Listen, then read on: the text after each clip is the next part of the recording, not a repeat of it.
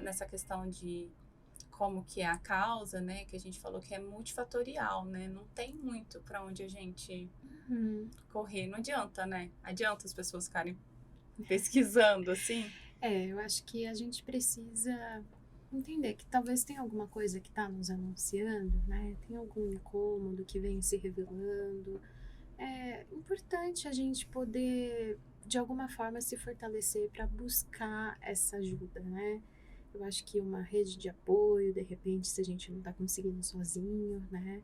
É saber que existem caminhos, maneiras que a gente pode cuidar de algum sofrimento que se anuncia, né?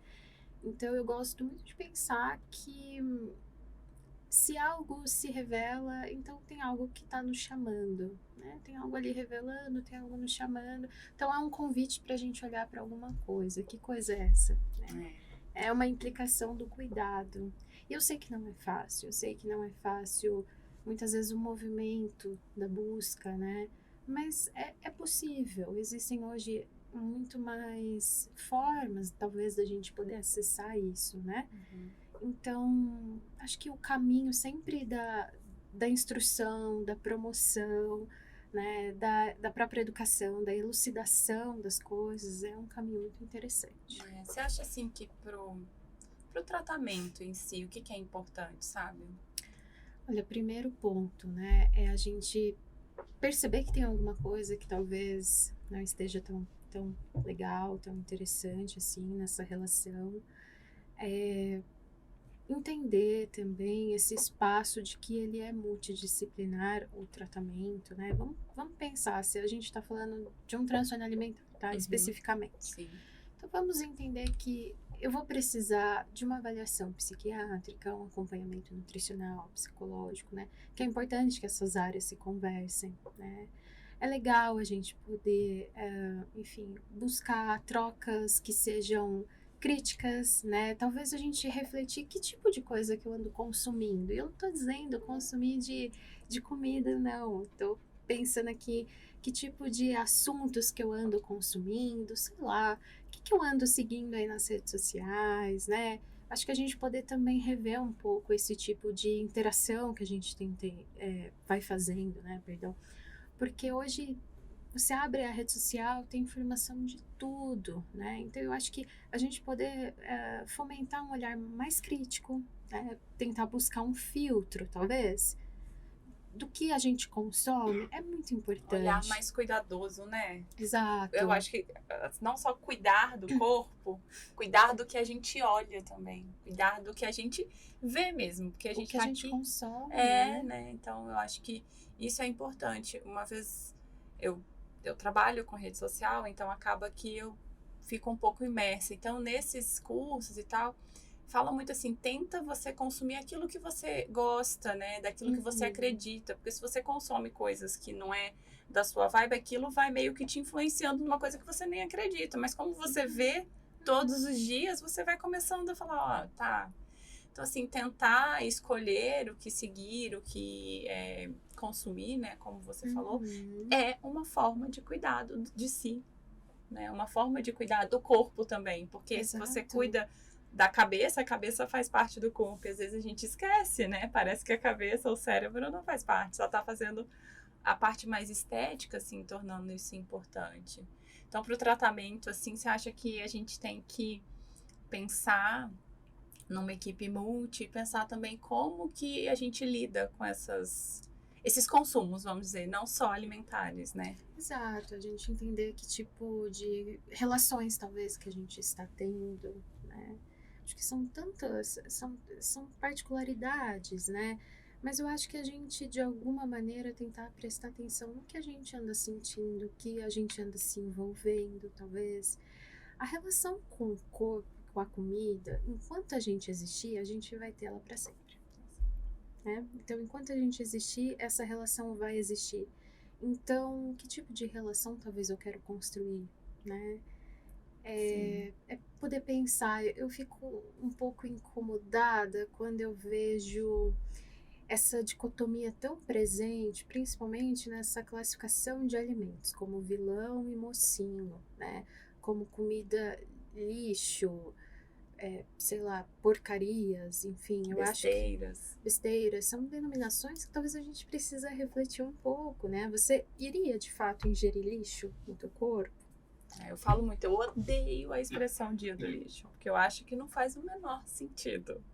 Mas, assim, eu tento, de certa forma, conscientizar com quem eu tenho contato, ou até nas redes sociais, para que isso não existe, é comida. Não tem lixo, você não é lixeira. Eu falo muito isso. Você não é lixeira para consumir lixo. Então, por favor, vamos ter cuidado com o que a gente fala e como que a gente denomina a comida que a gente come. Se você mesmo está achando isso da comida, como que você está se sentindo como pessoa?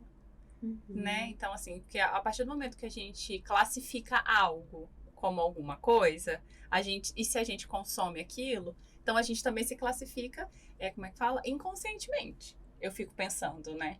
Então eu detesto, assim, esse cuidado, eu acho que é extremamente importante mesmo em categorizar aí a comida de uma forma mais amigável, talvez. Exato, e talvez a gente poder promover nós profissionais, assim, né, de modo geral, educadores, família, enfim, a gente poder promover talvez uma outra forma de falar sobre isso, né?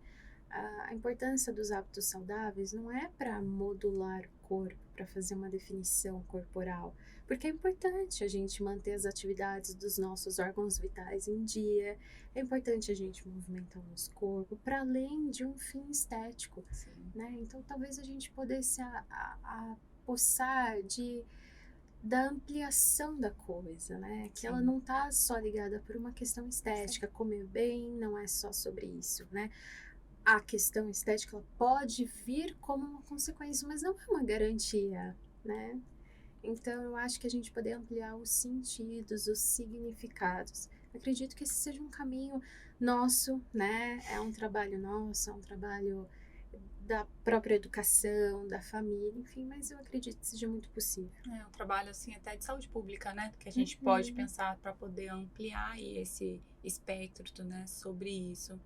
E, assim, pensando nisso tudo que a gente está falando, uma coisa que me vem em mente aqui agora, como que a gente pode pensar, por exemplo, ou eu percebo em mim mesmo sinais e sintomas do que a gente conversou, ou eu vejo que tem alguém, sabe, que eu gosto muito e que eu queria poder ajudar. Qual que é o caminho, assim, que você vê de poder buscar um tratamento, seja para si mesmo, seja para ajudar o próximo, assim? Como que chega, né? Porque eu fico pensando assim, falar sobre esse assunto não é fácil. A pessoa, primeiro que se sou eu mesma, eu não quero admitir, porque provavelmente eu tô vendo, mas não tô querendo admitir. Ou eu tô vendo uma pessoa e eu tenho medo da reação dessa pessoa. Você acha assim que existe alguns passos, existe alguma forma, ou como que isso pode se dar, sabe? É delicado, né? Se tratando do outro, né? Como é que vai interferir, porque a gente pode estar falando de várias camadas aqui, né? Mas vamos pensar primeiramente no si próprio, né? Então eu tô percebendo que tem, de repente, uma prevalência de uma angústia, né? Tem um certo pensamento que tá todo momento buscando um comportamento que não é muito interessante em relação ao meu corpo, como eu esteja me alimentando, talvez eu não esteja frequentando eventos sociais, porque eu não quero que ninguém me veja comendo, porque eu não quero comer, porque senão eu vou engordar, enfim. Talvez a gente percebendo isso, né? Não é fácil a gente dar-se conta destes sinais, né? Talvez a partir disso, como eu disse, né? Tem algo que está se anunciando, então talvez tenha algo que tá precisando ser visto de alguma forma, né? Bom, pessoal, esse foi mais um episódio do E aí Nutripod sobre conscientização dos transtornos alimentares com a psicóloga Thaís Tortosa, que a gente vai continuar e falar no próximo bloco e continuar falando sobre esse assunto. Não sai daí, não deixe de nos seguir.